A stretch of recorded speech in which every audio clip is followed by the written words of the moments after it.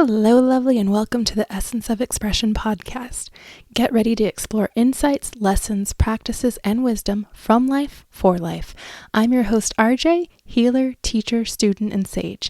I'm excited and honored to have you with me on this journey. Let's dive in. So many topics are coming up and coming to mind and asking to be shared, commented on, spoken about, etc. But I think the one that's going to serve you best today is around boundaries. And some of us grew up with having boundaries in place. Some of us grew up people pleasing and having little to no boundaries whatsoever. And this is going to be for those people who are, no matter what the circumstance is or was, are now choosing to be firmer in their boundaries, to set those boundaries, and to, begin living with that. So whenever a lot of people who start doing this work start out, it's normally because there are some people pleasing behaviors, and it may be like a lot of people pleasing behavior, so there may be no boundaries, and they just don't know how to say the word no. It doesn't feel good. It feels very uncomfortable for them. It brings anxiety and any other number of experiences, right? So the first thing is learning to say no, and learning that no is a complete sentence on its own. If you choose to explain, that is up to you, but it doesn't, demand an explanation. And then when we learn to say no unapologetically, right? And we learn to set the boundaries. So learning to start setting boundaries. And I think a lot of times what happens is people go from this place of, okay, I have no boundaries and everything is yes, to now they're going to set boundaries. And for some reason in their mind, boundaries are kind of this magical thing that people can't cross and can't step over.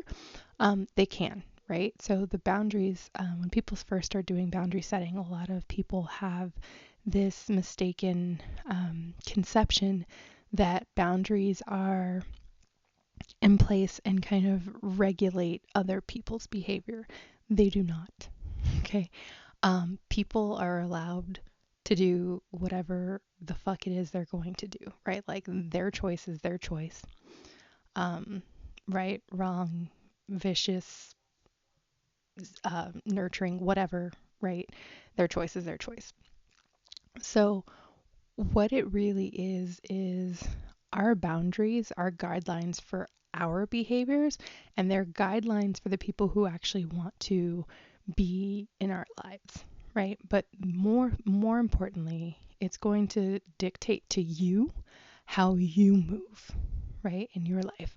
Not so much how others move. Yes, there is a interaction that comes into play with others and boundaries, but it's not this magical line that once you set this boundary, people automatically have to respect it, right? Some people are going to choose to disrespect whatever boundary it is that you've set. And a lot of times, this is where people will kind of sputter out a little bit when it comes to setting boundaries and being strong in their boundaries. It's that someone that they care about doesn't acknowledge, doesn't honor, doesn't keep that boundary, doesn't accept it, disrespects it. And as a recovering people pleaser, right, what normally happens is the person wants to kind of overlook it, or they don't want to have the uncomfortable conversation of, hey, you're violating a boundary. Here's how, here's what's going on. And this needs to stop, right? And so a lot of people sputter there. And part of it is because people think boundaries are this magical line that others aren't going to cross, that others are going to automatically respect, right? So they don't really know what to do or how to move when a boundary has been crossed, because they think that other people weren't supposed to cross them and can't, right? And so one of the things is you have to understand that, like, whatever boundary you're setting, first off, if it's just a behavior that you don't want someone to do and you haven't gone much past what happens if they do or anything like that, you have a wish. You don't have a boundary. You have a wish. You're hoping other people will do this thing or not do this thing. But there's really no repercussion if they don't respect it. So part of it is knowing how you will move if and when someone isn't respecting that boundary. And a lot of times, like, boundaries always have levels, and it kind of depends on, what it is and everything. But if it is a serious boundary, like, a boundary is basically, this is the guideline I need followed for people to be in my life. That's essentially what it is, for like me to interact with you in whatever the capacity is. This is what I need. And so that means that it's your responsibility as a person setting the boundary to then take action if that boundary is being disrespected or ignored. And sometimes that means doing the hard thing and like completely walking away from somebody. And it may be someone you care about. It may be someone who's been in your life for a very long time. Any number of things, right?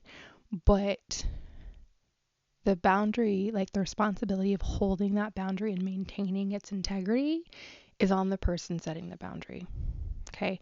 Now, yes, if people love and respect you, unless your boundary is for some reason, like, if it doesn't make sense or if it's like against some of their beliefs, then you may have a problem. But generally, if your boundary that you're setting doesn't go against their belief system, isn't something that seems illogical, like, if they love and respect you, most people are going to follow that boundary. Like, they're going to give you that. Now, if you've been a people pleaser your whole life, though, and this boundary is something that is new and very like counter to your normal behavior and what your normal behavior has been, then understand that the people in your life may need a little bit of like a transition. Like, they're going to have a reaction, right? I'm not saying stay there and allow yourself to continue to be like,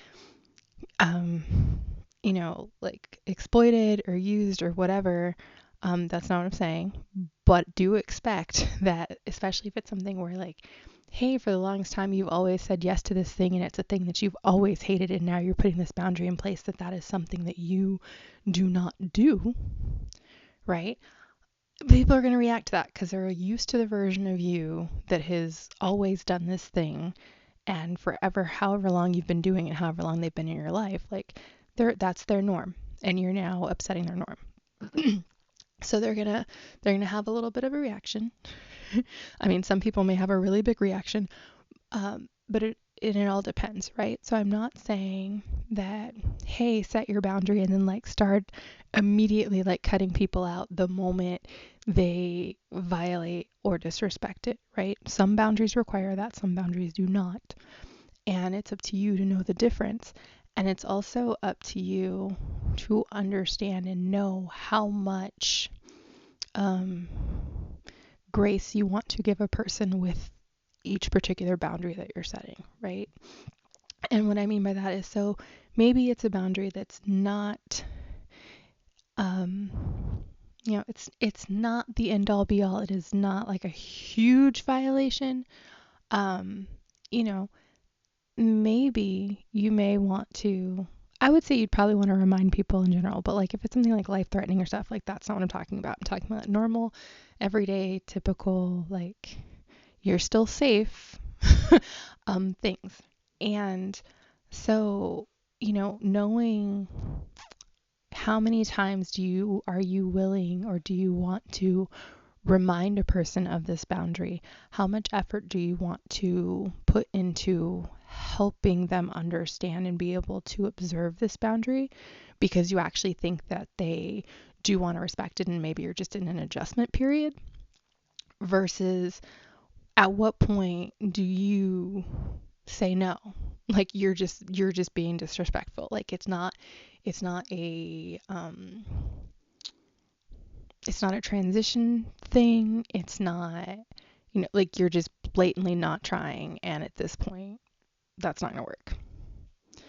So that's kind of what I wanted to share with you guys today about boundaries, is just first off, like not thinking that they're this magical thing that everyone will just automatically start respecting when you set, right? Expect that there will be some sort of adjustment period especially if you've never been a person who has boundaries or has been really firm in the boundaries. If you've had wishes but not boundaries, right? Like expect the same reaction, and know how much grace you're giving, know what the cutoff is, and be willing to move the way that you need to move to uphold that value, right? Um, that boundary supports, whatever that boundary is, whatever it is that you've set and what it looks like. But know how you will move if and when it's not being respected. Because ultimately, your boundaries are guidelines, yes, for how the people in your life interact with you, but they're guidelines for that more so in terms of they're guidelines for how you operate and how you live your life. So people, who can follow those guidelines, no problem, are absolutely welcome. And the ones who can't, like, you're gonna have to figure out what are you doing with that, right? And if you're actually holding really strong boundaries, like a lot of that is gonna be like, hey, like get it, like it's a discussion, this is being crossed, I don't know why you're crossing it, right? And then see what happens and watch the behavior, right? Because the behavior is not changing and you've like tried to address it with this person several times, like they're just not respecting the boundary. Now what do you do? Thank you for your time and attention. If you enjoyed this episode, follow the show.